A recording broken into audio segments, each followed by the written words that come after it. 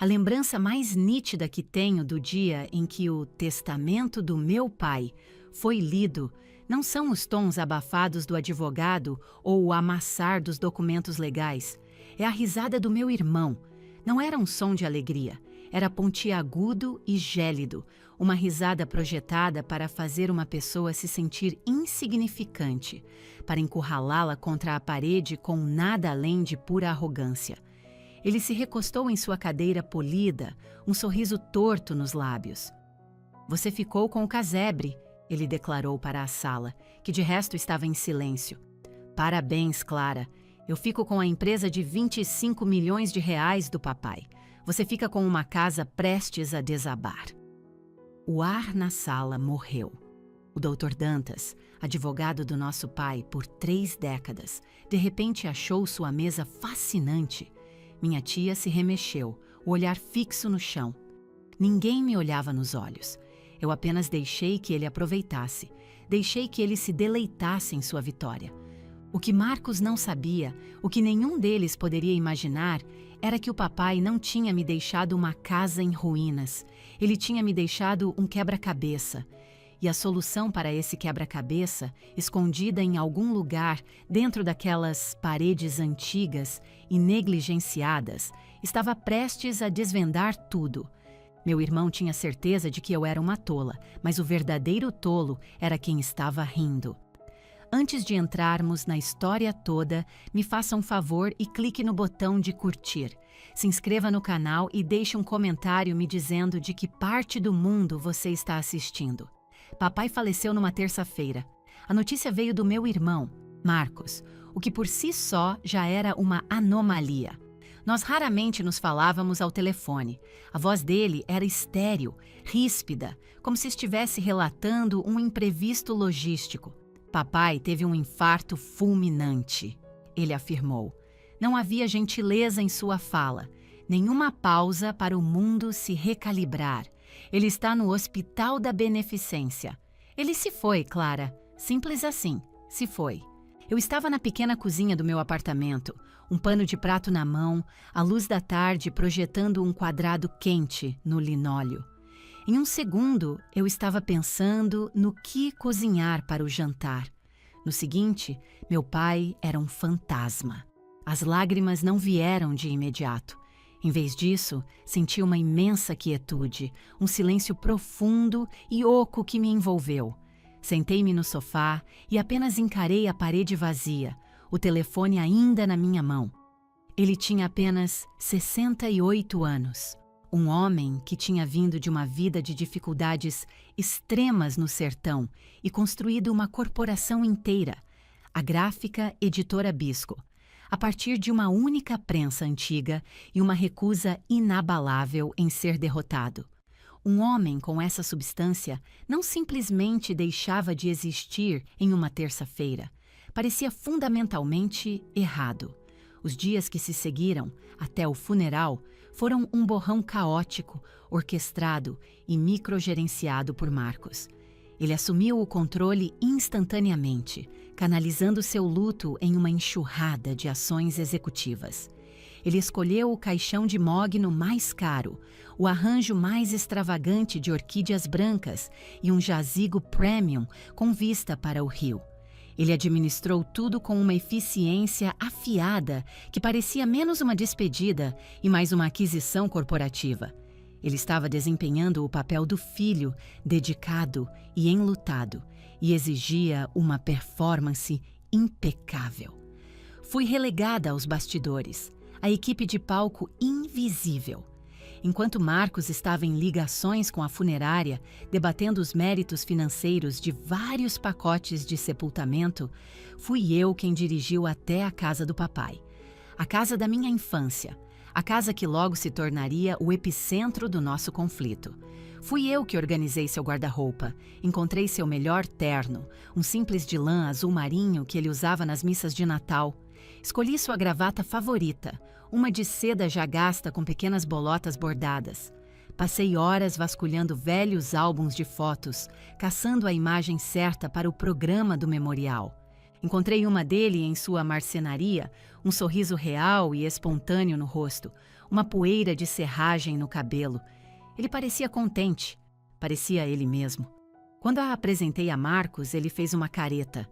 Não, precisamos de algo mais distinto, declarou, optando pela foto corporativa oficial do papai.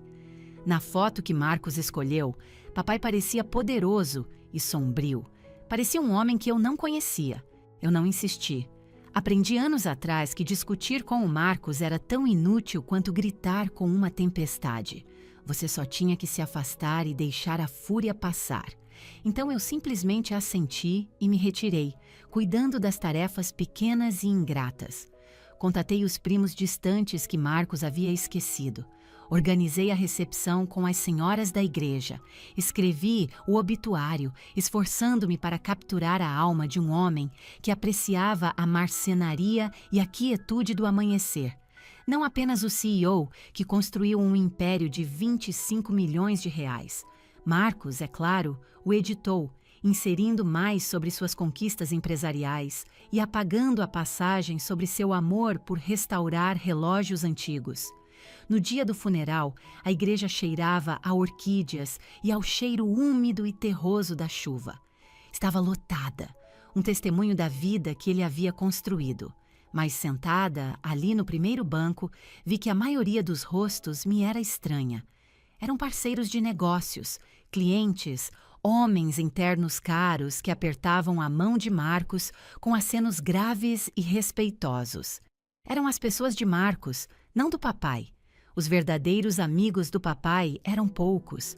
Um pequeno grupo de velhos companheiros de serviço militar sentava-se perto do fundo, com as costas retas, seus rostos esculpidos com uma história silenciosa e compartilhada. Eram eles que o conheciam antes da riqueza, antes da empresa. Foram eles que encontraram meu olhar com uma gentileza nos olhos, uma compreensão silenciosa de que éramos nós, que realmente conhecíamos o homem que estávamos ali para prantear. Marcos chegou atrasado, bem quando o organista começou a tocar. Ele vestia um terno de grife que provavelmente custava mais que o meu carro, seus sapatos polidos até um brilho espelhado. Ele não se juntou a mim no banco. Permaneceu no final do corredor, apertando mãos, aceitando condolências com um ar praticado e sombrio. Era uma performance. Ele era o herdeiro aparente, recebendo a corte. Um nó frio se apertou no meu estômago. Para ele, isso não era um funeral. Era um evento de networking. Era a coroação não oficial do novo rei. Durante o elogio fúnebre proferido por um associado de negócios, minha mente divagou. Eu não conseguia ouvir os clichês sobre seu intelecto afiado ou sua perspicácia nos negócios. Em vez disso, eu me lembrava. Lembrei-me dos calos em suas palmas da marcenaria. Lembrei-me do cheiro de café e pinho que sempre pairava em suas camisas. Lembrei-me dele me ensinando pacientemente a usar um nível de bolha. Meça 2 vezes, corte uma. Clara, ele dizia, a paciência é a ferramenta mais valiosa da sua caixa. Marcos nunca teve paciência para a marcenaria. Ele gravitava em torno do mundo limpo e ordenado de planilhas e margens de lucro. Papai tentou ensiná-lo, mas Marcos não via sentido em consertar o que estava quebrado. Ele só via valor em substituí-lo por algo mais brilhante, mais novo, melhor. Pensei em como, em nossa família, éramos como 2 filhos de universos separados. Marcos era o filho que era um espelho, refletindo o sucesso de nosso pai de volta para ele. Ele era o diploma da USP, os números de vendas estelares, a prova de que o nome Bisco tinha peso. Eu era a quieta, a filha com diploma em biblioteconomia, que trabalhava como arquivista local, que sabia consertar o próprio vazamento na pia. Suponho que, em termos práticos, eu era uma decepção. Eu não contribuía para o legado Bisco. Eu apenas existia silenciosamente em sua sombra. Papai nunca expressou nenhuma decepção, mas não precisava. Eu via a luz em seus olhos quando Marcos fechava um grande negócio. Eu via o orgulho sem esforço que ele tinha na ambição implacável de seu filho. Comigo, ele era gentil, era amável. mas sempre havia um espaço entre nós. Muitas vezes me sentia como uma convidada, vivendo à sombra de seu imenso amor por seu filho. Após a cerimônia, uma multidão imediatamente se formou ao redor de Marcos, oferecendo pêsames e cartões de visita. Aproximei-me do caixão sozinha. Estava aberto. Ele parecia sereno, mas menor, como se despojado da força poderosa de sua vida. A bandeira do Brasil, dobrada em um triângulo nítido, foi colocada ao lado dele. Estendi a mão, meus dedos traçando as bordas afiadas do tecido, as pontas das estrelas bordadas. Esta bandeira significava uma parte dele que eu mal conhecia. Um capítulo que ele nunca discutia. Era outro de seus lugares silenciosos e secretos. Você sequer me viu? Sussurrei, minha voz tão fraca que era apenas um sopro na igreja cavernosa. Você sabia que eu estive aqui o tempo todo? Senti uma presença se aproximar por trás e me virei, esperando uma mão consoladora de um parente. Era Marcos.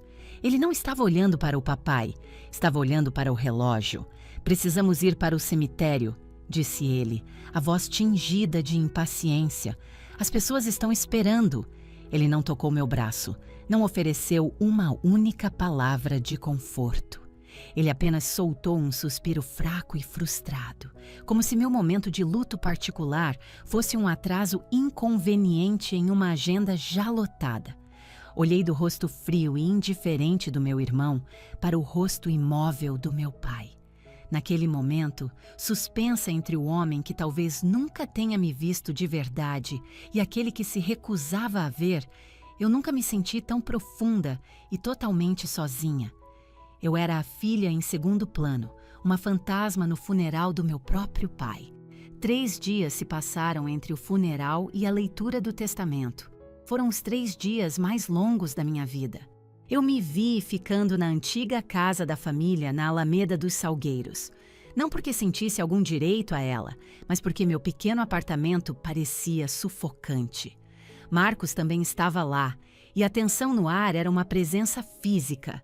Ele já havia começado a fazer mudanças. Ele pegou a poltrona favorita do papai, aquela de couro gasto com um afundamento permanente de décadas de uso, e a arrastou para a maior calçada para os lixeiros. É velha e cheira mal, ele afirmou com um encolher de ombros desdenhoso quando o encontrei. Sem uma palavra, com o coração doendo, eu a arrastei de volta para a garagem. Para ele, era lixo. Para mim, era uma das últimas peças tangíveis do nosso pai. Ele estava perpetuamente ao telefone, andando de um lado para o outro no piso de madeira, sua voz um zumbido baixo e autoritário, enquanto dava ordens às pessoas na gráfica Bisco. Não, vamos reorganizar essa divisão. Diga a eles que o novo preço é firme. Eu estou no comando agora. Ele já era o governante de um império que ainda não havia recebido formalmente. Ele me tratava com uma espécie de pena distraída, como se eu fosse um problema menor que ele eventualmente precisaria administrar. Uma noite, ele ergueu os olhos do laptop. Não se preocupe, Clara. Vou garantir que você seja cuidada. Talvez possamos arranjar um pequeno cargo administrativo na empresa para você. Algo que você consiga gerenciar. A condescendência estava tão arraigada nele que duvido que ele mesmo a tenha ouvido. Eu não queria um cargo em sua empresa, eu não queria ser cuidada, eu só queria meu pai de volta. No dia da leitura, fomos em carros separados para o escritório do advogado. Dantas Associados era um lugar que eu só havia visitado uma vez quando criança. Estava precisamente como eu me lembrava. Imponente e silencioso. As paredes eram revestidas de madeira escura e forradas com livros de direito encadernados em couro, que cheiravam a poeira e gravidade. O próprio ar parecia pesado, carregado com as vidas que estavam sendo decididas dentro daquelas salas. Fomos acompanhados a uma sala de conferências com uma longa e polida mesa de mogno.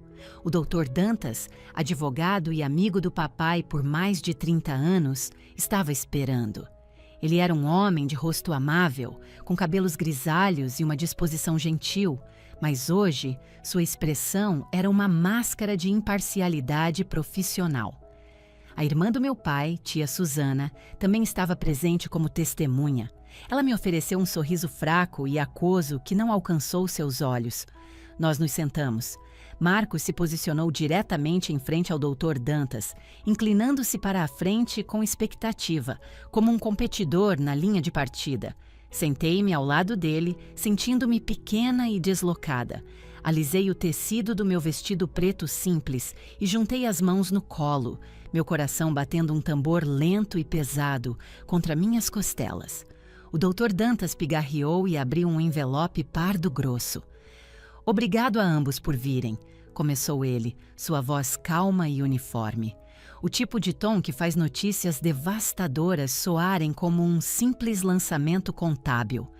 "Eu conheci seu pai por muito tempo. Ele era um homem bom.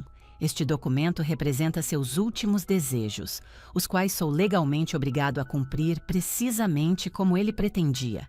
Ele colocou um par de óculos de leitura e começou a ler a densa linguagem jurídica.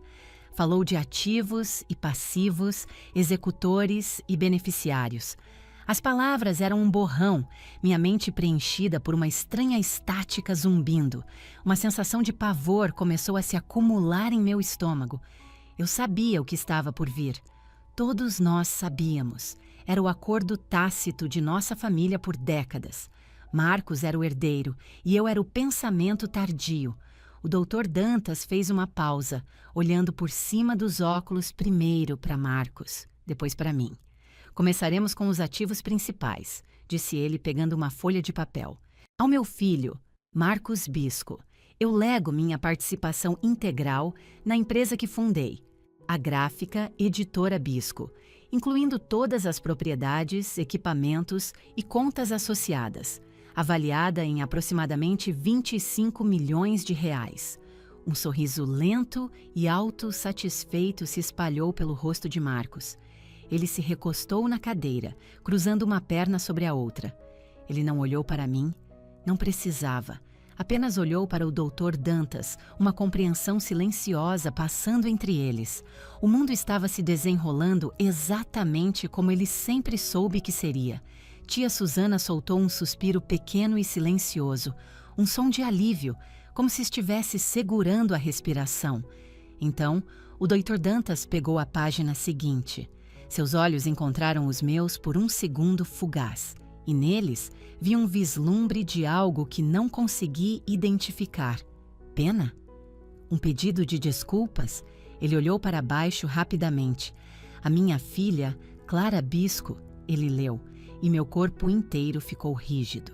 "Eu deixo a casa da família localizada na Alameda dos Salgueiros, 21, e seu conteúdo." E nada mais. Silêncio. As palavras simplesmente pairaram no ar estéril e parado do escritório. Uma casa. Uma única e envelhecida casa que talvez valesse 800 mil reais em um bom dia. Uma casa com um telhado que vazava e encanamento da época do governo militar.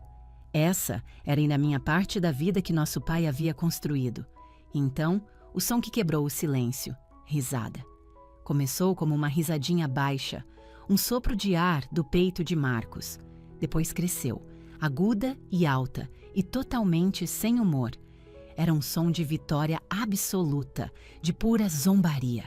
Ricocheteou nas paredes revestidas de madeira, uma coisa cruel e afiada que me cortou por dentro. "Você ficou com o casebre", disse ele, balançando a cabeça, o sorriso nunca vacilando. "Parabéns, Clara. Eu fico com a empresa de 25 milhões de reais do papai e você fica com uma casa prestes a desabar." Ele olhou ao redor da sala, como se esperasse que os outros compartilhassem de sua diversão. Eles não compartilharam. O ar ficou denso com o constrangimento compartilhado. O Dr. Dantas encarou o testamento com intensidade, a mandíbula cerrada. Tia Susana de repente achou o padrão do tapete incrivelmente fascinante. Ninguém olhava para mim. Naquele momento senti todo o peso esmagador da minha própria invisibilidade. Meu irmão acabara de avaliar publicamente o meu valor, e era o preço de uma casa em ruínas. Meu pai, em seu ato final, aparentemente havia endossado essa avaliação. A humilhação era uma sensação física, um rubor quente que subiu pelo meu pescoço e floresceu em meu rosto. Eu queria gritar. Queria me levantar e atirar a pesada jarra de vidro de água no rosto arrogante do meu irmão. Queria gritar com o fantasma do meu pai por me fazer sentir tão pequena, tão completamente sem valor, mesmo na morte. Mas não fiz nada disso. Todos aqueles anos sendo aquieta, engolindo meus sentimentos e saindo do caminho de Marcos, haviam sido um treinamento para este exato momento. Construí um muro dentro de mim, tijolo por tijolo silencioso, e me posicionei atrás dele. Respirei fundo e devagar. Olhei diretamente para o Dr. Dantas, ignorando completamente meu irmão. "Há papéis para assinar?" Perguntei, minha voz surpreendentemente firme. O Dr. Dantas ergueu os olhos, um toque de surpresa em seu olhar. "Sim, claro", disse ele, deslizando alguns documentos e uma caneta pela mesa polida. Assinei meu nome, minha mão firme. Clara Bisco. Eu aceitei minha herança. Aceitei o casebre. Empurrei os papéis de volta pela mesa, então me levantei. "Obrigada, Dr. Dantas, tia Susana." Acenei para ambos. Saí daquela sala sem um único olhar para meu irmão. Não corri, não chorei. Caminhei com uma calma estranha e oca pelo corredor, pelo saguão e para a luz do sol brilhante e indiferente. Entrei no meu carro e fechei a porta. E só então, na privacidade do meu pequeno mundo, finalmente soltei a respiração que sentia estar segurando por toda a minha vida. Ele ficou com o império. Eu fiquei com a casa. Ou assim ele acreditava. Não senti raiva, nem mesmo me senti triste. Senti apenas uma determinação silenciosa e fervente. Este não era o fim da minha história. Na noite seguinte à leitura do testamento, dormir foi impossível. A risada de Marcos ecoava em minha mente, um loop cruel e interminável. A pena nos olhos da minha tia. O silêncio estéril do escritório do advogado. Eu me sentia em carne viva e exposta, como se uma camada da minha pele tivesse sido arrancada. Meu pequeno apartamento parecia uma jaula. As paredes estavam se fechando, o ar rarefeito demais. Eu precisava de espaço. Precisava respirar um ar que não estivesse denso de humilhação. Então, perto da meia-noite, peguei minhas chaves e simplesmente dirigi. Eu não tinha destino, mas meu carro parecia ter vontade própria. Ele fez as curvas familiares, por ruas sombreadas por ipês antigos, até que me vi estacionada em frente à Alameda dos Salgueiros, 21, minha casa, o casebre. Sob o brilho fraco de um poste de luz, certamente parecia o papel. A varanda cedia de um lado como um velho cansado, curvando os ombros. A tinta branca estava descascando, expondo a madeira cinza e gasta por baixo. As venezianas de uma janela do segundo andar estavam tortas, uma pendurada por uma única dobradiça. O jardim que minha mãe havia cultivado tão meticulosamente era agora um tumulto de ervas daninhas. Marcos estava certo. Era uma ruína, um pedaço esquecido e negligenciado do passado. Mas era a minha ruína. Saí do carro e subi o caminho de cimento rachado. A chave parecia fria e estranha na minha mão, embora eu a tivesse usado 1000 vezes quando menina. Ela arranhou na fechadura com um protesto enferrujado e a porta rangeu ao abrir. No momento em que entrei, o cheiro me atingiu e era tão potente que minhas pernas fraquejaram. Era o cheiro dele. Não era apenas o mofo de uma casa velha e fechada. Era uma tapeçaria complexa de aromas que, entrelaçados, eram a própria essência do meu pai. Notas fracas de serragem de sua marcenaria, o aroma rico do café forte que ele coava todas as manhãs, o cheiro levemente adocicado do fumo de cerejeira que ele costumava apreciar na varanda, e o cheiro seco e reconfortante de papel velho dos livros que forravam seu escritório.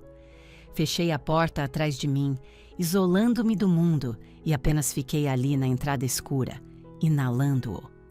Foi a primeira vez que me senti verdadeiramente perto dele, desde que ele morreu.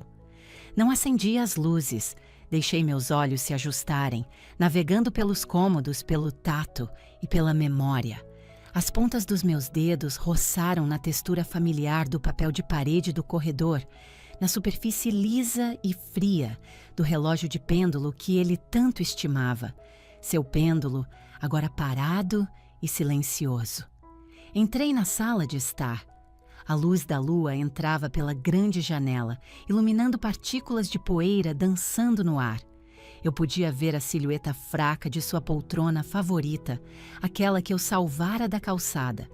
Ainda estava lá, uma sentinela silenciosa no canto. Lembrei-me de sentar no chão a seus pés, naquela mesma cadeira quando era pequena, ouvindo-o ler histórias, sua voz um murmúrio baixo e suave. De lá, fui para a cozinha. O linóleo estava frio sob meus sapatos. Passei a mão pelo balcão de laminado, meus dedos encontrando um entalhe de faca familiar perto da pia, onde ele escorregou uma vez enquanto cortava um peru de ação de graças. Abri um armário e vi a caneca de café azul marinho lascada que ele usava todos os dias. Ninguém mais notaria, mas eu sabia que ele a guardava porque a alça se encaixava perfeitamente em suas mãos grandes. Cada objeto era uma memória, uma história silenciosa que só eu podia ler. Isso não era apenas uma casa, era um arquivo da nossa vida. Passei pelo meu antigo quarto, uma cápsula do tempo da minha adolescência, com pôsteres de shows desbotados, ainda pregados nas paredes. Passei pelo quarto de Marcos, que era arrumado e estéril. Seus antigos troféus esportivos, dispostos com precisão em uma prateleira, símbolos precoces de sua necessidade avassaladora de vencer. Finalmente, me encontrei no limiar do quarto dos meus pais. Eu havia evitado este cômodo desde que ele se foi. Parecia privado demais, sagrado demais. Mas esta noite eu precisava estar lá. Entrei. O ar estava denso com sua presença. Seu cheiro era mais forte aqui. Uma mistura de sua loção pós-barba e linho limpo. A grande cama de carvalho estava perfeitamente arrumada, exatamente como ele a deixava todas as manhãs. Um livro repousava em sua mesa de cabeceira, um marcador de página à mostra. Ele não o terminara. O pensamento me causou uma pontada aguda e fresca de luto, tão dolorosa que me roubou o fôlego. Eu não estava lá para bisbilhotar ou procurar. Estava lá apenas para dar um adeus apropriado, de uma forma que não pude no funeral. Andei pelo quarto, meus dedos deslizando sobre a madeira lisa de sua cômoda alta. Sentei-me na beira de sua cama, o colchão cedendo sob meu peso. Estava prestes a me levantar e sair quando me inclinei para trás, meu cotovelo batendo na parede atrás da cabeceira. O som estava errado. Em vez do baque sólido do gesso, houve um eco fraco e distintamente oco. Minha curiosidade foi despertada. Bati de novo, desta vez com os nós dos dedos. Tum, tum, toque. Lá estava. Um pequeno trecho da parede soava completamente diferente do resto. Meu coração começou a bater um pouco mais rápido. Passei as mãos sobre o papel de parede antigo e estampado, sentindo por qualquer emenda ou imperfeição. As pontas dos meus dedos prenderam em uma leve saliência, quase invisível a olho nu. Pressionei suavemente e uma pequena seção retangular da parede clicou e cedeu para dentro. Meu fôlego ficou preso na garganta. Atrás do painel não havia um espaço vazio, mas um pequeno cofre de metal, embutido com um teclado digital, sua luz brilhando fracamente no escuro. Era o tipo de coisa que se vê em filmes de espionagem, não no quarto de um impressor de 68 anos de águas claras. Fiquei olhando, minha mente acelerada. O que ele poderia ter escondido que fosse tão importante? O teclado piscava, aguardando um código. Pensei em todos os números que poderiam ter significado algo para ele. Seu aniversário? Seu número de matrícula no exército? A data em que fundou a empresa? Tentei todos, e a cada tentativa fracassada, o teclado emitia um pequeno e desanimador bip. Estava prestes a desistir quando outra data flutuou em minha mente. Uma tão óbvia que não pude acreditar, que não a considerei primeiro. O aniversário da minha mãe. Ela se fora há 10 anos, mas o amor dele por ela nunca a havia desvanecido. Meus dedos tremeram enquanto eu, lenta e deliberadamente, digitava os números. 2-0-5-1-9-5-0, 23 de maio de 1950. Por um segundo, nada aconteceu. Então, um clique suave e mecânico ecoou na sala silenciosa. Uma pequena luz verde piscou acima do teclado. O cofre estava aberto. Com a mão trêmula, puxei a pequena e pesada porta em minha direção. Dentro, aninhados em uma cama de veludo preto, havia 3 itens. O primeiro era um envelope grosso, de cor creme, com uma única palavra na frente, na caligrafia familiar e ligeiramente trêmula do meu pai: Clara. O segundo era uma única chave de cofre de banco, antiquada, presa a uma pequena etiqueta de latão. O terceiro era uma pasta grossa, de tamanho ofício, presa com um elástico. Sentei-me ali, no chão do quarto do meu pai, a luz da lua se acumulando ao meu redor, e segurei o envelope. O mundo lá fora, a risada desdenhosa do meu irmão, o escritório do advogado, o peso da minha própria insignificância, tudo isso se dissolveu. Havia apenas este quarto, este silêncio e esta carta. Esta era uma despedida oculta. E eu soube com uma certeza que se instalou no fundo dos meus ossos, que o que quer que estivesse dentro era para mim e somente para mim. Não li a carta ali no chão. Parecia sagrada demais, momentosa demais para um canto empoeirado de um quarto escuro. Levei-a junto com a chave e a pasta para a cozinha. Acendi a pequena luminária sobre a mesa, aquela que lançava um brilho quente e suave.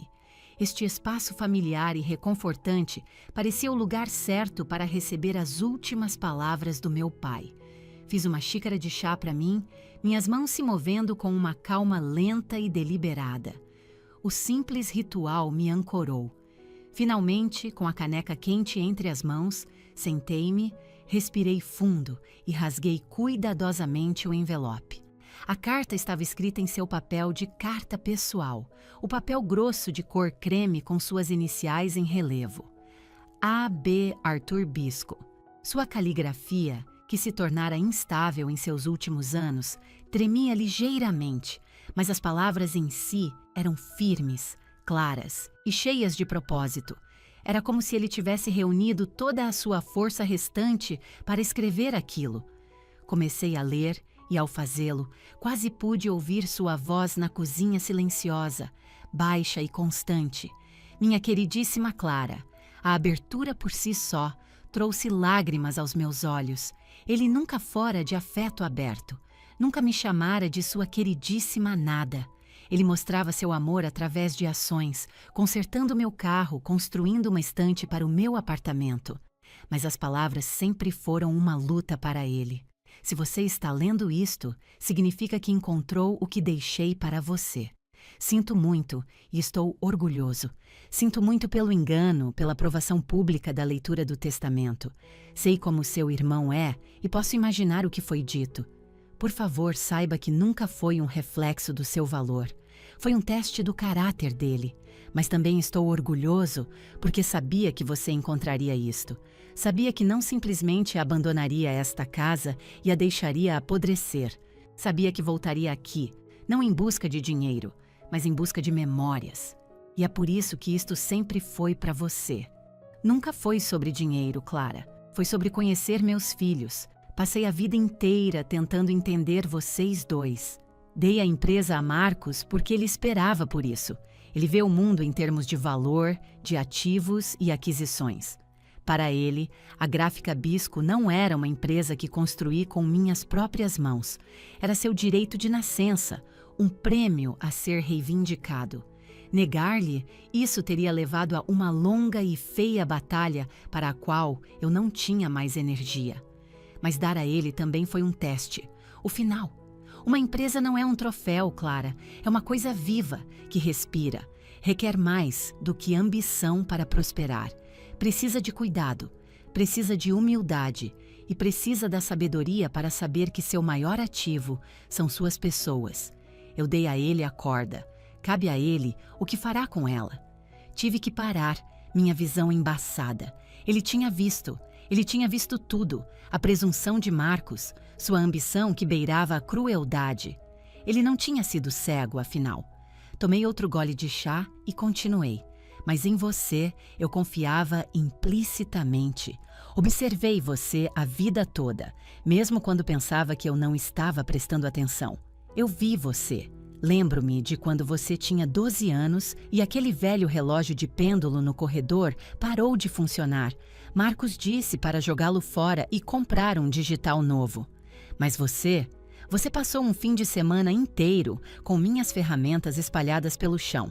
Você desmontou aquele relógio peça por peça, limpou cada engrenagem minúscula com uma escova de dentes e o remontou pacientemente. E funcionou. Você tem uma paciência que eu nunca conheci. Você vê o valor nas coisas que os outros descartam rapidamente. Você conserta as coisas em vez de substituí-las. Lembro-me também dos dias após a morte de sua mãe. A casa estava tão cheia de gente, todos falando, todos oferecendo palavras vazias. Marcos estava ocupado fazendo arranjos, sendo eficiente, mas foi você quem sentou comigo no balanço da varanda dos fundos por horas, em completo silêncio. Você não tentou me animar ou me dizer que tudo ficaria bem. Você apenas sentou lá comigo, compartilhando o peso do silêncio. Você ouviu. Você sempre ouviu. Você me lembrava de quem eu era antes que o mundo me endurecesse. O rapaz que voltou do serviço militar e só queria construir algo simples e honesto com as próprias mãos. A empresa cresceu tanto, tão rápido. Exigia um tipo diferente de homem, um homem mais duro, mais como Marcos. E às vezes eu olhava no espelho e não me reconhecia. Mas então eu via você, lendo um livro em silêncio ou cuidando do jardim da sua mãe, e você era uma conexão com aquela versão mais jovem e melhor de mim mesmo. Você era meu norte verdadeiro. A carta era um bálsamo em uma ferida que eu nem sabia que ainda estava aberta. Cada dúvida que eu já tive sobre meu lugar em seu coração estava sendo apagada, linha por linha. A chave neste envelope é para um cofre no Banco da União. Cofre 217. O que está dentro é sua verdadeira herança. Não são os lucros da empresa. Este é o dinheiro que economizei. Investimentos que fiz nos primeiros anos, muito antes de a empresa se tornar um grande sucesso. Era meu pé de meia, a segurança que eu estava construindo para a nossa família. Mantive-o separado por um motivo. Eu queria que fosse para o filho que entendia de segurança, não apenas de riqueza. A pasta contém toda a documentação. Leve-a ao Dr. Dantas. Ele sabe o que fazer. Fiz com que ele prometesse não lhe contar sobre isso. Fazia parte do teste. Ele é um bom homem. Ele vai te ajudar. A carta terminava com um parágrafo final e poderoso que eu sabia que memorizaria e carregaria comigo para sempre. Você nunca foi esquecida, Clara. Você nunca esteve em segundo plano. Você era minha força silenciosa. Seja inteligente com isso. Seja feliz. Construa algo que dure. Me deixe orgulhoso. Com todo o meu amor, papai. Baixei a carta, minhas lágrimas caindo livremente agora, salpicando a página e borrando a tinta. Não eram lágrimas de tristeza ou luto. Eram lágrimas de um alívio avassalador. Uma vida inteira me sentindo invisível.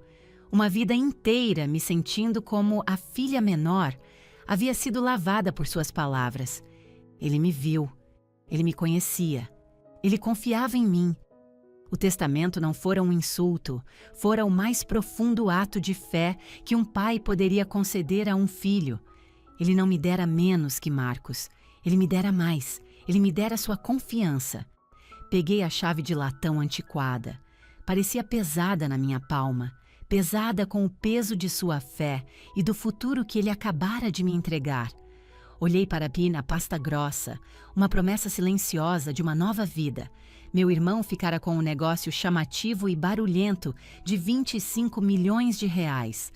Ele ficara com o prêmio que achava que merecia, mas eu ficara com o coração do meu pai. Eu ficara com suas últimas palavras, sua confiança secreta e a fundação silenciosa e robusta que ele estivera construindo para mim o tempo todo. Na casa silenciosa e adormecida na Alameda dos Salgueiros, 21, não senti luto, mas um senso profundo e inabalável de propósito. Eu sabia o que tinha que fazer. Saí da casa antiga quando os primeiros raios da aurora riscavam o céu, o precioso envelope, a chave e a pasta guardados em segurança na minha bolsa. Não voltei para o meu apartamento. Não dormi. Dirigi até uma pequena lanchonete 24 horas na periferia da cidade, do tipo com café forte e garçonetes que não se metem na vida dos outros. Sentei-me em um box, a carta espalhada na mesa diante de mim, e ali de novo e de novo, até que as palavras estivessem gravadas em minha memória.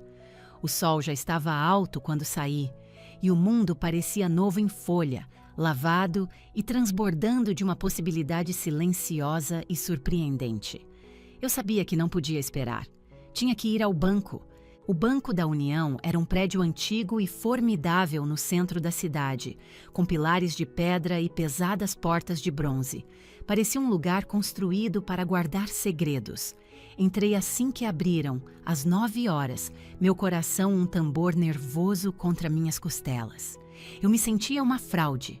Eu era apenas Clara Bisco, a arquivista quieta da biblioteca. Não o tipo de pessoa que entra em um cofre de banco para reivindicar uma herança secreta. Apertei a chave antiquada no bolso, suas bordas afiadas uma presença sólida e tranquilizadora. Preciso acessar um cofre, disse a caixa, minha voz saindo mais firme do que eu esperava. Cofre 217. A caixa, uma jovem com um sorriso educado, digitou o número em seu computador. Seu sorriso vacilou por um segundo, substituído por um lampejo de confusão. Então, seu profissionalismo voltou ao lugar. Claro, disse ela. Se puder me seguir, o gerente do banco a ajudará.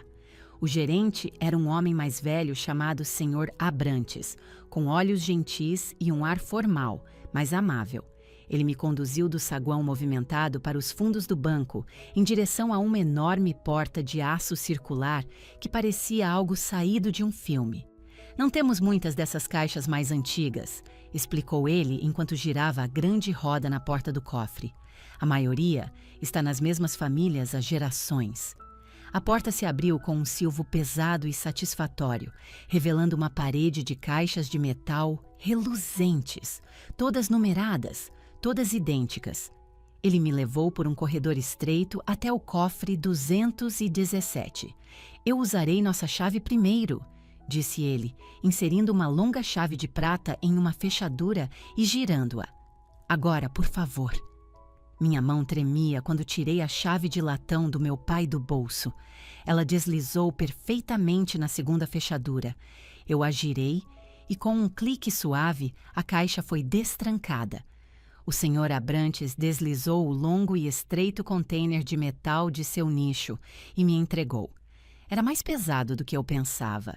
A sala de visualização é logo aqui, disse ele, gesticulando para uma pequena sala privada com uma mesa e uma única cadeira. Leve o tempo que precisar. Ele me deu um aceno respeitoso e fechou a porta, deixando-me sozinha. Por 1 minuto inteiro, fiquei sentada ali, encarando a caixa de metal cinza sobre a mesa. Parecia impossível que todo o meu futuro estivesse contido nela. A fé do meu pai, meu legado. Respirando fundo e de forma trêmula, levantei a tampa. Não estava cheia de pilhas de dinheiro ou joias brilhantes. Era melhor. Era uma vida inteira de planejamento cuidadoso. Tudo estava meticulosamente organizado, cada documento guardado em uma capa plástica protetora, cada pasta nitidamente rotulada com a letra de forma precisa do meu pai. Havia certificados de ações, antigos e ornamentados, de empresas que eu reconhecia, Petrobras, Vale, Itaú, todos comprados décadas atrás, quando estavam apenas começando. Havia títulos do Tesouro e escrituras de pequenas parcelas de terra que eu nunca soube que ele possuía. Havia pastas rotuladas com marcos da minha vida. Uma dizia, Fundo da Universidade da Clara. Outra, Primeira Casa da Clara. E outra, Aposentadoria da Clara. Ele estivera planejando para mim, provendo para mim, por toda a minha vida, em completo segredo. Foi avassalador. Isso não era apenas dinheiro, era um registro tangível de seu amor e previdência. Era a prova de que, enquanto ele construía publicamente um império para meu irmão, ele estava silenciosa e diligentemente construindo uma fundação para mim. No fundo da caixa, encontrei um fino livro-razão encadernado em couro. Eu o abri. A primeira entrada era datada de 30 anos atrás, quando eu tinha 10 anos. Investimento inicial para Clara, R$25 mil. Abaixo, nas margens, ele havia escrito: para minha menina quieta, a construtora. Página após página narrava cada investimento, cada dividendo, cada pedaço de crescimento. Era um diário de sua esperança secreta por mim. Virei para a última página. A entrada final era datada de menos de um mês antes de ele morrer. Ele devia saber que não estava bem. Ao lado de uma longa coluna de números, ele havia escrito um total final. Meus olhos percorreram o número e tive que lê-lo 2 vezes para ter certeza de que era real. R$19.086.140. Quase R$19.100.000. O número flutuou diante dos meus olhos, irreal e estonteante. Era menos que o valor contábil da empresa de Marcos, mas era diferente. Era sólido, era estável, era meu. Uma onda de emoção tão poderosa que quase me tirou o fôlego, me invadiu. Caí de volta na cadeira com a cabeça entre as mãos e finalmente chorei. Chorei pelo pai que pensei que nunca tinha conhecido de verdade e pelo incrível amor secreto que ele tivera por mim o tempo todo. Depois de alguns minutos, me recompus. Havia mais uma coisa a fazer. Peguei meu telefone e disquei para o escritório do Dr. Dantas. Sua secretária me passou a ligação diretamente. Clara, disse ele, sua voz calorosa. Eu estava me perguntando quando você poderia ligar. Eu encontrei, sussurrei, minha voz embargada. Dr. Dantas, estou no banco. Eu não entendo. Sim, você entende, Clara, disse ele suavemente. Você entende melhor do que ninguém. Seu pai era um homem muito inteligente. Ele criou esse fundo para você décadas atrás. Ele o chamava de fundo de alicerce. Ele me disse uma vez, o negócio é um cavalo selvagem, pode fazer de Marcos um rei ou jogá-lo na lama. Mas isto é um alicerce. Isto é para a construtora da família. Ele sabia que era você quem construiria algo duradouro. Ele fez o senhor prometer não me contar, eu disse, percebendo a profundidade total de seu plano. Fez, confirmou o Dr. Dantas. Foi a promessa mais difícil que já tive que manter, especialmente depois daquele dia no meu escritório. Ele disse que se você fosse realmente a filha que ele conhecia, não abandonaria a casa. Você seria atraída de volta a ela. Ele queria que você encontrasse por si mesma. Foi o presente final dele para você, Clara. Não o dinheiro, a descoberta. A prova de que era você quem ele realmente via. Conversamos por mais alguns minutos, marcando um encontro para o dia seguinte para revisar os documentos. Quando desliguei, a última peça do quebra-cabeça se encaixou. Meu pai não me dera menos. Ele não me deixara uma casa em ruínas como prêmio de consolação. Ele me deixara um mapa do tesouro. Ele me dera um teste de fé. E, ao fazer isso, me dera o maior presente de todos. O conhecimento de que ele tinha fé absoluta e inabalável em mim. Saí daquele banco não me sentindo uma herdeira, não me sentindo rica. Eu me senti vista e me senti amada. Durante o primeiro mês após descobrir a herança, não contei a ninguém. Era um segredo que guardei perto de mim, uma luz silenciosa e quente dentro de mim. Encontrei-me com o Dr. Dantas, que me apresentou a uma consultora financeira gentil e pragmática chamada Sara. Juntas, analisamos o portfólio que meu pai havia construído. Sara ficou impressionada. Seu pai não era apenas um bom homem de negócios, disse ela, olhando para as décadas de crescimento constante. Ele era um investidor paciente. Ele comprava qualidade e mantinha. Isso é um legado, Clara, não um bilhete de loteria. Desenvolvemos um plano conservador, projetado para segurança a longo prazo e crescimento constante. Um plano que meu pai teria aprovado. Enquanto eu estava silenciosamente lançando as bases para o meu futuro, Marcos estava ruidosamente celebrando o seu. Ele me ligou cerca de 2 semanas após a leitura do testamento, sua voz ressoando com arrogância. Só queria que você soubesse que fechei o maior negócio da história da gráfica Bisco, gabou-se. Já provando meu valor, estou otimizando as coisas, livrando-me de todos os velhos que o papai era sentimental demais para demitir. É uma nova era, Clara. Então veio a parte que eu sabia que estava por vir. Escuta, eu me sinto mal por você estar presa com aquele poço de dinheiro. Assim que você vender, me avise. Enquanto isso, posso te dar alguns milhares para te ajudar a se virar. Estou bem, Marcos, mas obrigada pela oferta, eu disse, minha voz calma. Era estranhamente fácil falar com ele agora que eu sabia a verdade. Suas palavras, que antes teriam me ferido, agora pareciam ocas. Ele estava jogando um jogo diferente, do qual eu não fazia mais parte. Suas ligações se tornaram uma ocorrência regular, quase um relatório mensal de sua própria genialidade percebida. Mas no 3º mês, o tom começou a mudar. A confiança retumbante foi substituída por um otimismo forçado e frágil. Tive que me livrar de mais peso morto, ele me disse, uma noite, a voz tensa. Perdemos a conta da Henderson, mas eles eram um pé no saco de qualquer maneira. Faz parte de cortar a gordura. Você tem que ser enxuto para ter sucesso. Eu conhecia a conta da Henderson. Eles estavam com meu pai desde o início. O peso morto que ele estava demitindo eram homens que trabalhavam na gráfica há 30 anos. Homens que podiam consertar qualquer máquina de olhos fechados. Homens que eram leais até o osso. Marcos não via o valor deles. Ele só via seus salários em uma planilha. Ele estava desmontando o motor peça por peça, pensando que estava tornando o carro mais leve e mais rápido, sem perceber que estava removendo as partes que o faziam funcionar. A ligação que eu esperava e temia veio 6 meses após a morte do papai. Era tarde de uma quinta-feira. Oi, Clara. Ele começou tentando soar casual, mas o estresse em sua voz era inconfundível. Pergunta estranha, mas a empresa está com um pequeno problema de fluxo de caixa temporário, só esperando um grande pagamento ser liberado. Você poderia me adiantar 250 mil?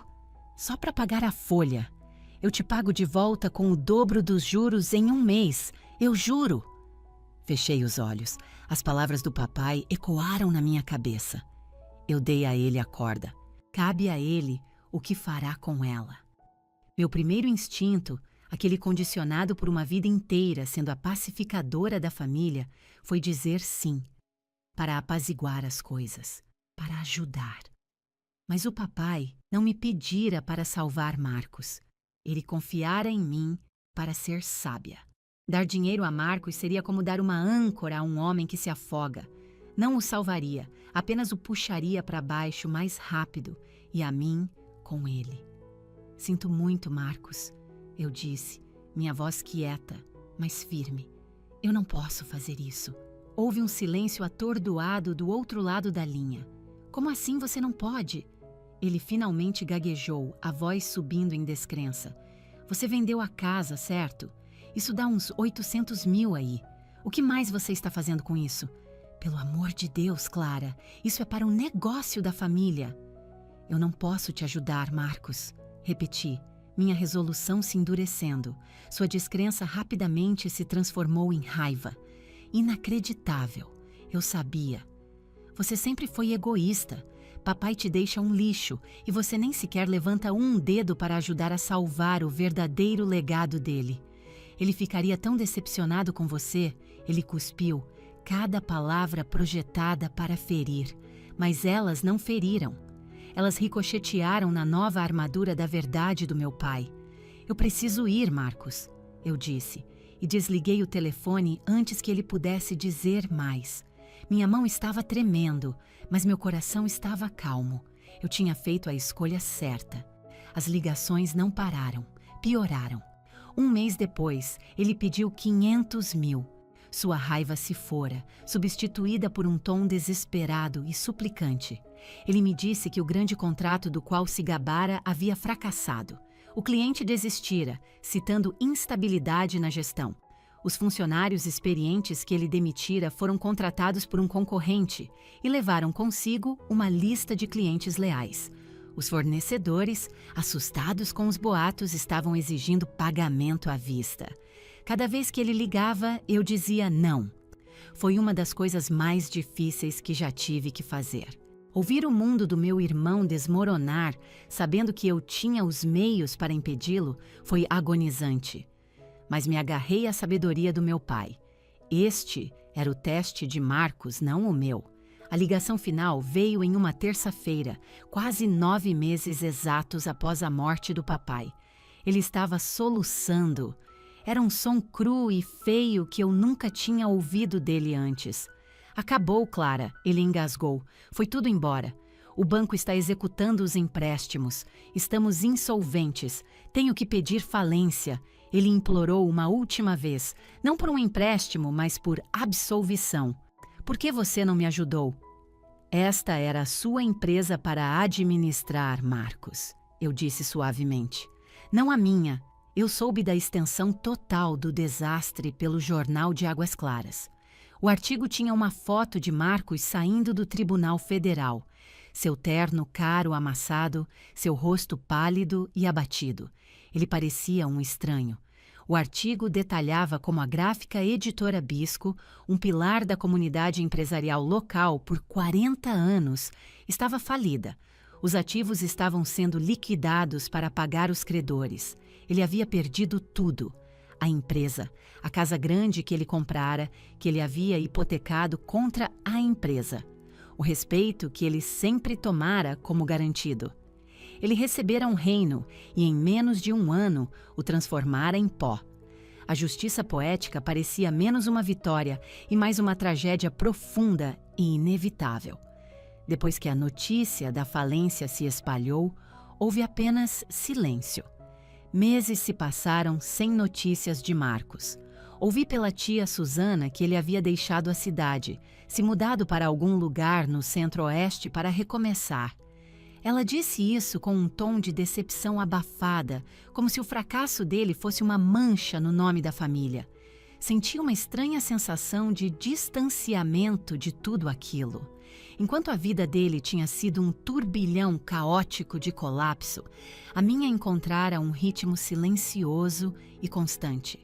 Eu havia pedido demissão do meu emprego na biblioteca e estava lentamente começando o trabalho de trazer a casa na Alameda dos Salgueiros de volta à vida. Passei meus dias coberta de poeira e tinta, lixando pisos, consertando janelas e encontrando uma paz profunda e satisfatória no trabalho lento e metódico.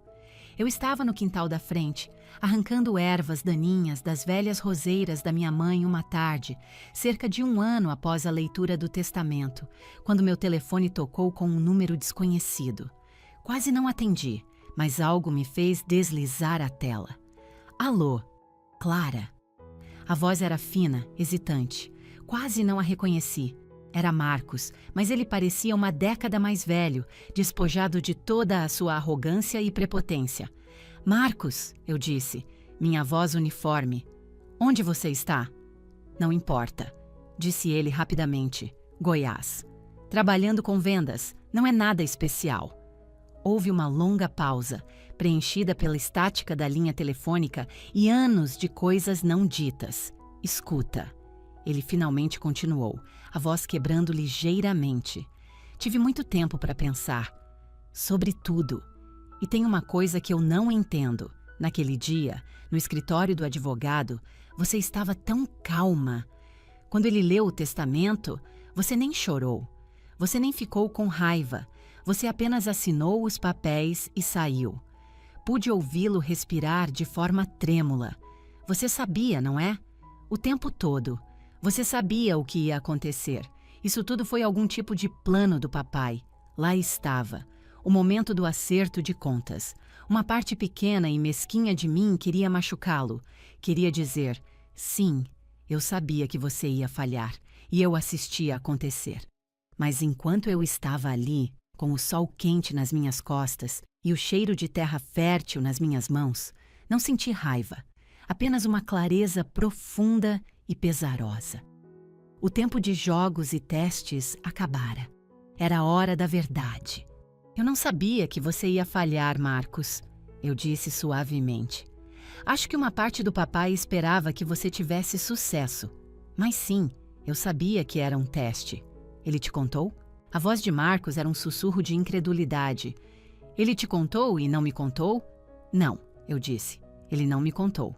Ele me deixou uma carta. Não mencionei o dinheiro. O dinheiro era irrelevante. Era uma ferramenta, um meio para um fim. A carta, a validação, era a verdadeira herança. E essa era a parte que ele precisava entender. Uma carta? Sim. Na casa antiga. Ele me disse que te deu a empresa porque você esperava por ela. Porque era a única coisa que você sempre valorizou. Mas ele sabia que precisava de mais do que ambição para sobreviver. Precisava de paciência e humildade. Coisas que ele tentou te ensinar, mas você nunca aprendeu. A empresa não era uma recompensa, Marcos. Era uma lição final. Ele queria ver se tornar o chefe finalmente te ensinaria a ser um líder. Fiz uma pausa, deixando as palavras assentarem. Eu não precisei fazer um teste. Ele já me conhecia. Ele sabia que eu valorizava as coisas que duram. Ele sabia que eu consertaria o relógio antigo em vez de jogá-lo fora. O testamento não era sobre quem ele amava mais, era sobre quem ele entendia. Ele não te deu a empresa porque confiava em você com ela. Ele a deu a você porque estava tentando te ensinar o que significava confiança. Terminei com a verdade mais simples e dolorosa. Você não falhou por causa da economia ou má sorte, Marcos. Você falhou porque nunca entendeu a diferença entre possuir algo e cuidar de algo. Sinto muito, de verdade. O silêncio do outro lado da linha foi absoluto. Durou 1 minuto inteiro. Eu quase podia ouvir as engrenagens girando em sua cabeça, uma vida inteira de crenças cuidadosamente construídas, que ele era o escolhido, o favorito, o herdeiro natural, se estilhaçando em 1 milhão de pedaços. Sua identidade inteira fora construída sobre a base de ser o filho que herdou o negócio. A verdade era muito mais devastadora. Ele era o filho a quem foi dada uma última e desesperada chance de aprender uma lição, e ele falhara espetacularmente. Finalmente, ouvi um som agudo e engasgado, como um soluço que ele estava tentando engolir. Então, clique. Ele desligou. Baixei o telefone, meu coração doendo por ele, pelo menino que ele costumava ser antes que a ambição o esvaziasse. Mas pela primeira vez na minha vida não senti culpa. Eu não era responsável por suas escolhas. Eu não era a filha esquecida. Eu era aquela em quem se confiou o tempo todo. Voltei-me para a roseira, seus espinhos picando meus dedos. Com cuidado, arranquei outra erva daninha, abrindo espaço para a coisa real e bonita crescer. Minha natureza quieta nunca fora uma fraqueza. Era apenas um tipo diferente de força. E meu pai vira isso o tempo todo. 2 anos podem mudar tudo. 2 anos após aquela ligação final e quebrada de Marcos, a casa na Alameda dos Salgueiros, 21, não era mais reconhecível como o casebre. Erguia-se orgulhosa e limpa, um testemunho silencioso de paciência e trabalho duro. A varanda caída fora reconstruída com novas tábuas de ipê robustas, fortes o suficiente para durar outros 50 anos. A tinta descascada fora removida e toda a casa agora estava pintada em um tom acolhedor de azul ardósia com acabamento branco nítido nas janelas. As venezianas tortas foram consertadas e pintadas de um cinza carvão profundo. Estava linda. A maior transformação, no entanto, foi o jardim.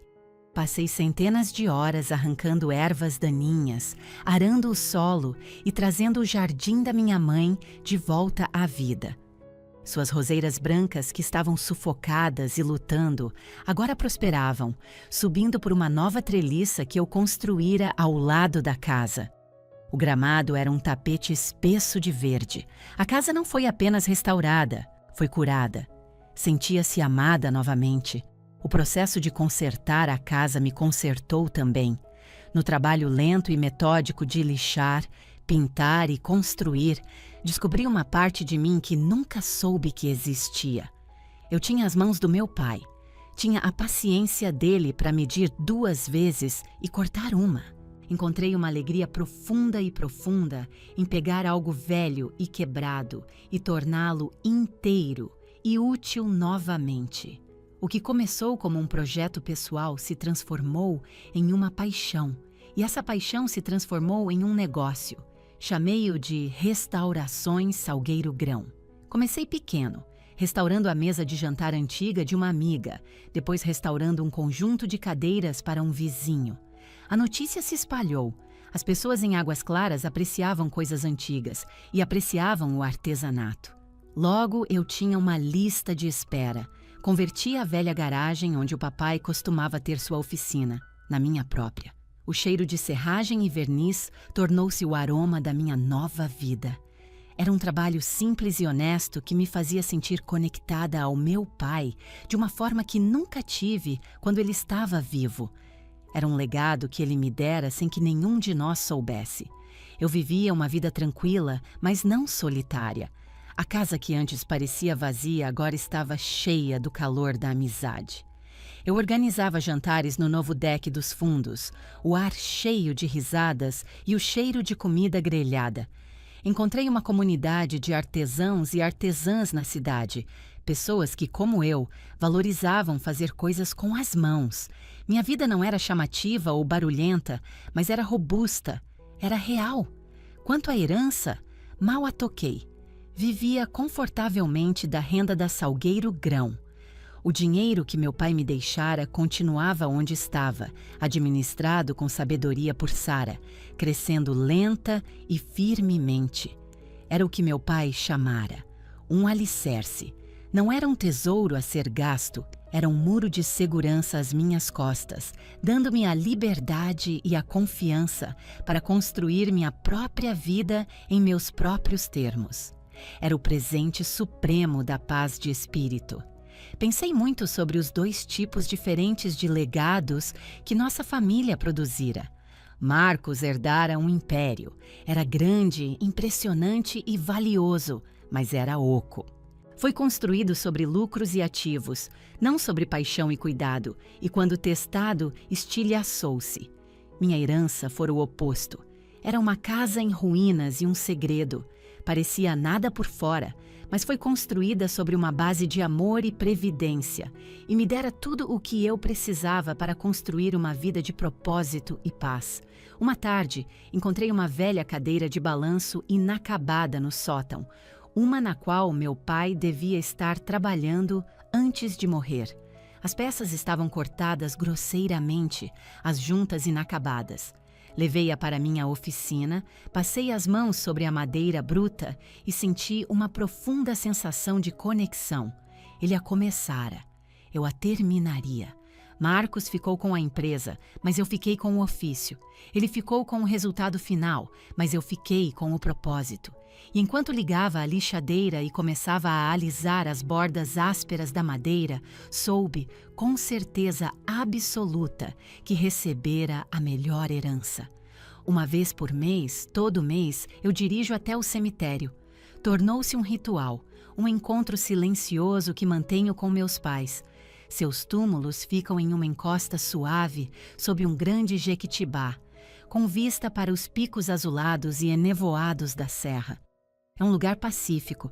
Levo 2 coisas comigo: uma tesoura de jardim para aparar a grama ao redor de suas lápides e uma garrafa térmica do café forte que meu pai adorava. Não vou mais lá para lamentar. As bordas afiadas e irregulares do luto suavizaram com o tempo, desgastadas como pedras de rio. Agora, minhas visitas parecem mais uma conversa silenciosa, um relatório mensal para as 2 pessoas que me deram a vida. Sento-me na grama entre eles, sirvo-me uma xícara de café e conto-lhes tudo. Conto à minha mãe sobre as rosas, como as brancas que ela plantou floresceram tanto este ano que pude colocar um buquê fresco em cada cômodo da casa. Digo a ela que acho que ela gostaria da nova cor que pintei as venezianas. Então eu falo com o papai. Conto a ele sobre a Salgueiro Grão, sobre a junta-rabo de andorinha complicada que finalmente dominei, sobre a bela cômoda de jacarandá antiga que restaurei para uma cliente que chorou quando a viu. Digo a ele que terminei a cadeira de balanço que encontrei no sótão e que agora ela fica na varanda da frente, o melhor lugar da casa. Eu até conto a ele sobre Marcos. Não sei onde ele está, mas digo ao papai que espero que ele tenha encontrado algum tipo de paz, que eu o perdoo por tudo. Na minha visita mais recente, o ar de outono estava fresco e as folhas do jequitibá tinham um tom brilhante de ouro. Enquanto eu estava sentada ali, saboreando meu café, olhei para o nome dele gravado no granito, Arthur Bisco, e finalmente disse as palavras que vinham se formando em meu coração por anos. Eu costumava ficar tão magoada, sussurrei para a pedra, o vento levando minhas palavras. Passei a vida inteira me sentindo um fantasma na minha própria família. Pensei que você não me via, que eu era apenas uma decepção silenciosa ao lado de Marcos. Mas eu entendo agora, papai. Eu entendo tudo. Respirei fundo, a verdade se assentando sobre mim como o sol quente da tarde. Você não estava me ignorando. Você estava me ensinando. Todos aqueles anos que me senti excluída, você estava observando. Você estava me deixando tornar-me eu mesma sem a pressão de suas expectativas. Você estava me deixando construir minha própria força silenciosamente, em meus próprios termos, para que eu estivesse pronta quando importasse. Você me conhecia o tempo todo, melhor do que eu mesma me conhecia. Assim que disse as palavras, uma rajada de vento sussurrou pelos galhos do velho jequitibá, cobrindo a grama com uma cascata de folhas douradas. Naquele exato momento, um flash escarlate chamou minha atenção. Um cardeal, de um vermelho tão vivo que quase não parecia real, pousou no canto superior da lápide do meu pai. Ele inclinou a cabeça, olhou diretamente para mim com seu olho preto e brilhante e soltou um único pio claro antes de alçar voo e desaparecer no céu azul. Lágrimas brotaram em meus olhos, mas eu estava sorrindo. Era apenas um pássaro, apenas o vento. Mas naquele momento, pareceu uma resposta. Parece-me aprovação, parece-me paz. Eu finalmente entendi a verdadeira lição que meu pai me deixara. Nunca foi sobre o dinheiro, ou a casa, ou a empresa. Foi sobre o que dura. A herança de Marcos era barulhenta, impressionante e construída para ser vista. A minha era silenciosa, escondida e construída para durar. Ele recebeu o que queria, um império que ele poderia governar. Eu recebi o que precisava, um alicerce sobre o qual eu poderia construir uma vida. E no final, essa diferença silenciosa e robusta era tudo. Fim da história.